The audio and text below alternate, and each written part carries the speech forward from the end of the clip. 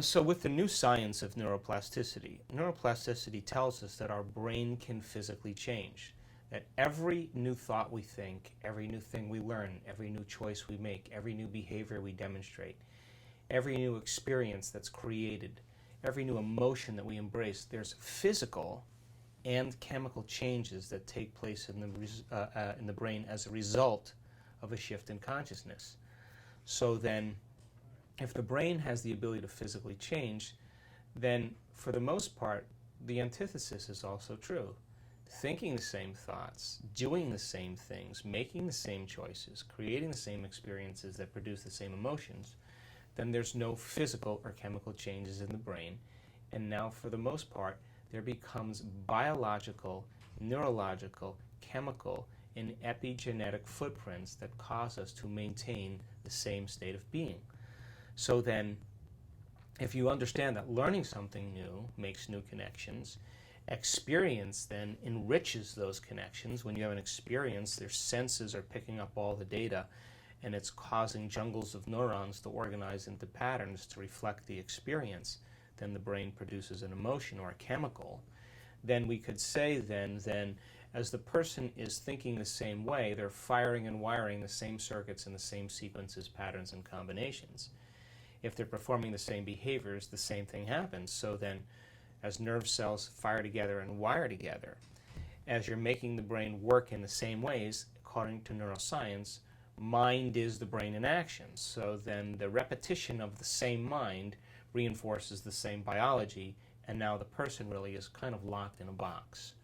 So the new science says that if we can introduce new strategies, new modalities to make the brain work in new sequences and new patterns and new combinations, then we're literally changing the mind.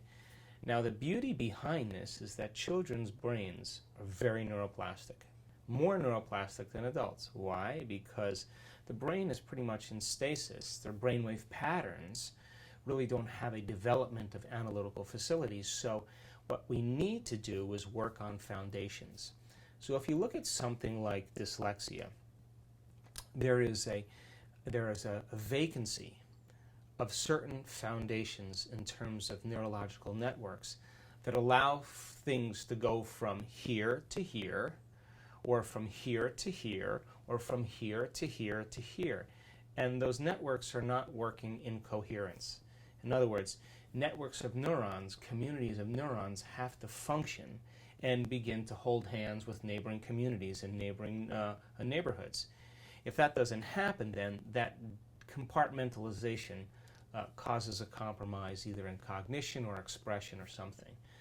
So then by introducing the right stimulation, and there's several patterns that get in there, but introducing the right stimulation to the nervous system and allowing the nervous system to adapt and begin to assemble through experience new archetypes and patterns, they become the very foundations. We begin to install the hardware patterns. And if we can repeat the same experience, the hardware then produces the software. And now there's an assembly of a program that a child can begin to resource. So on some level, we're all dyslexic, if you think about it. I mean, some people can hear a song, listen to the song, and then can hum the entire song.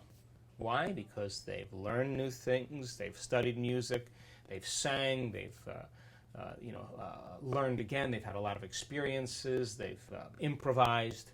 So they have a lot of neurocircuitry in place to be able to do that. Me personally, if I hear a song, I'm dyslexic because I cannot hum that song back because I don't have the circuits in place or the foundation to be able to do that.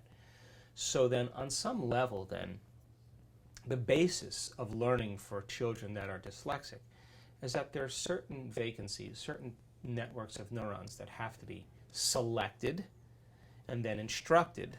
And once we select those networks and we instruct them, if we can repeat the process again, we're all of a sudden causing a brain to work more holistically.